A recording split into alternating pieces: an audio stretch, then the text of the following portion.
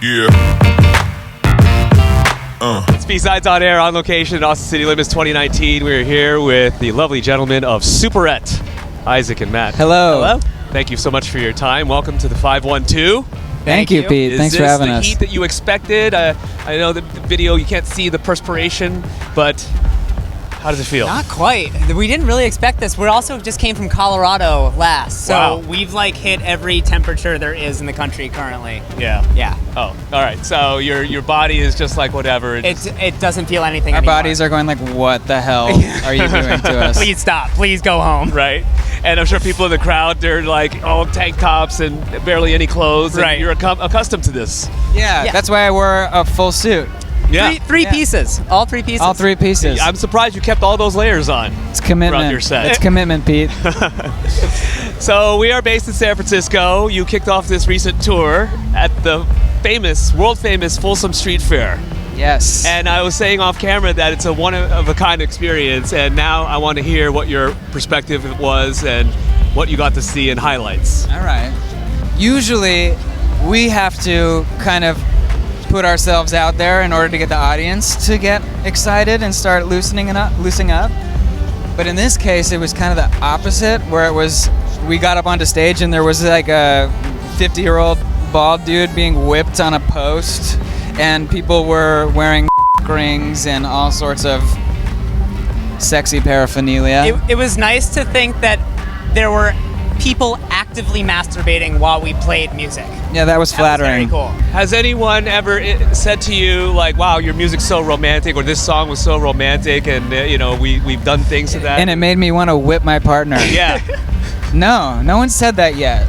But I hope that's what they're all thinking now. Yeah. I hope that we become the theme song for whatever is happening in To there. any Dom's dungeon in San Francisco, I hope that we can score their night. Now, Yes. how about the influence on you? Are you now a little bit more sexually open, now having gone through that experience, and investigate the various accessories and maybe put on some leather chaps That's next time? a really good question, and yes. I felt like when I was there, because I think that maybe when it first started, it was more just centered towards gay men, but it seems now that it's all varieties of sexual persuasion, and I was bummed that we had to leave because it looked like it felt so good to just completely be free, get naked, walk around, people were everything. There was a lot. Consent culture is really important there too, so it wasn't aggressive. It was people were going out and touching each other and experimenting. So yeah, absolutely. So I just mentioned how you guys are wrapped up this tour here and in promotion of the album, How to Work a Room. Yeah. Congrats on that, by the way. Thank you, A lot Pete. of people digging Bone Bag and so forth. But I already understand there's new music being prepared. Yeah. That's a very quick turnaround. Well, it's always happening. So even while we were making the record, new music was being written. We try to keep the wheels turning. I think right now, especially with the way that people are streaming music, I think it's important to try and stay relevant in the way that you're releasing music. And because we have this new format, it kind of provides an opportunity to be constantly putting new stuff out. So as soon as we got back from finishing our album, we did a tour. And since we're a new band, it's kind of always up and down. We'll have a big tour, and then we'll come back and it'll be downtime, and we don't know exactly when we're going to be able to go out again. So we try to take advantage of that, and we've been in the studio for the last couple of weeks. I've been writing a bunch, and hopefully we'll have some new music coming out in the next year.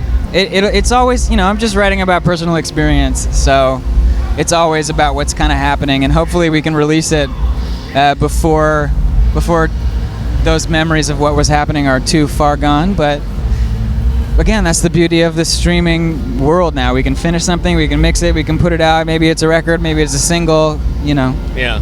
Infinite opportunities. Yeah, I ask because of the socio-political climate right now, and it definitely has seeped into music in one form or another.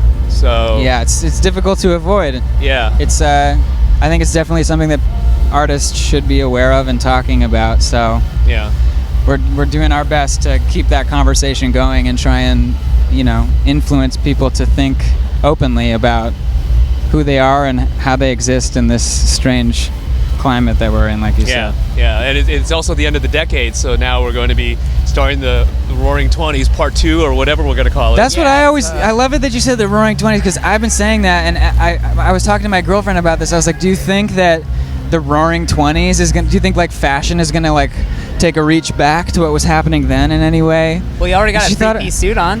Right. We're halfway there. Yeah, I'm doing it. You've got the three-piece. We have Billie Eilish with the oversized clothes and the hair. And I'll just get a flapper's dress and we'll be good to go. Beautiful. And we'll see you at the Folsom Street Fair in 2020. That's right. That's right. Guys, I'm a big fan of your music. Thank you so much, Pete. Can't wait to hear what you got in store. And thank you so much, Appreciate your time. Thank you. Thank you. Awesome. It's Matt and Isaac from Superet. We're at ACL 2019, B-Sides on Air.